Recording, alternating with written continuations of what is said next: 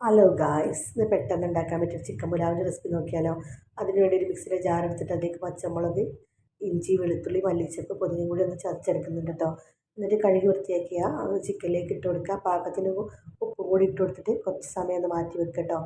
എന്നിട്ട് നമുക്ക് പുലാവ് ഉണ്ടാക്കാൻ വേണ്ടി ഒരു കുക്കർ അടുപ്പത്തേക്ക് വെക്കുക.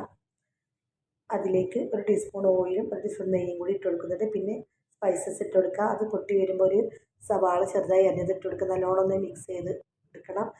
കുറച്ചൊന്ന് വാടി കഴിയുമ്പം ഒരു തക്കാളി അരിഞ്ഞത് ഇട്ട് കൊടുക്കണം. ഞാനൊരു വലിയ തക്കാളി ചെറുതായി അരിഞ്ഞതായിട്ട് ഇട്ട് കൊടുക്കുന്നത്. അതൊന്നുകൂടി മിക്സ് ചെയ്തതിന് ശേഷം നമുക്ക് ഒരു കഷ്ണം ക്യാപ്സിക്കം ചെറുതായി അരിഞ്ഞത് കൂടി ഇട്ട് കൊടുത്തിട്ട് ഒന്ന് മിക്സ് ചെയ്തെടുക്കട്ടോ. അതിൻ്റെ പൊടിയായിട്ട് ഞാൻ ഗരം മസാല ചേർത്ത് കൊടുക്കുന്നുണ്ട്. വേറെ പൊടികളൊന്നും ചേർത്ത് കൊടുക്കത്തില്ല. പിന്നെ എരിവിന് വേണ്ടി ഒരു പച്ചമുളകും കൂടി ഇട്ട് കൊടുക്കുന്നുണ്ട് കേട്ടോ.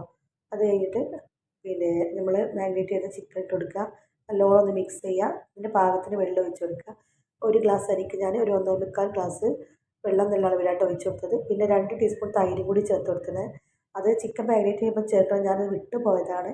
പിന്നെ പാകത്തിന് ഉപ്പ് കൂടി ഇട്ട് കൊടുത്തിട്ട് കുക്കർ അടച്ച് വെക്കുക. ഒറ്റ വിസിലിന് വെന്ത് കിട്ടിയിട്ടോ.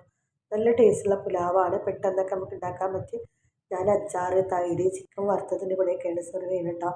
അപ്പോൾ നിങ്ങൾ വീട്ടിലുണ്ടാക്കി നോക്കണം, ഫീഡ്ബാക്ക് അറിയിക്കണം. Okay, thank you.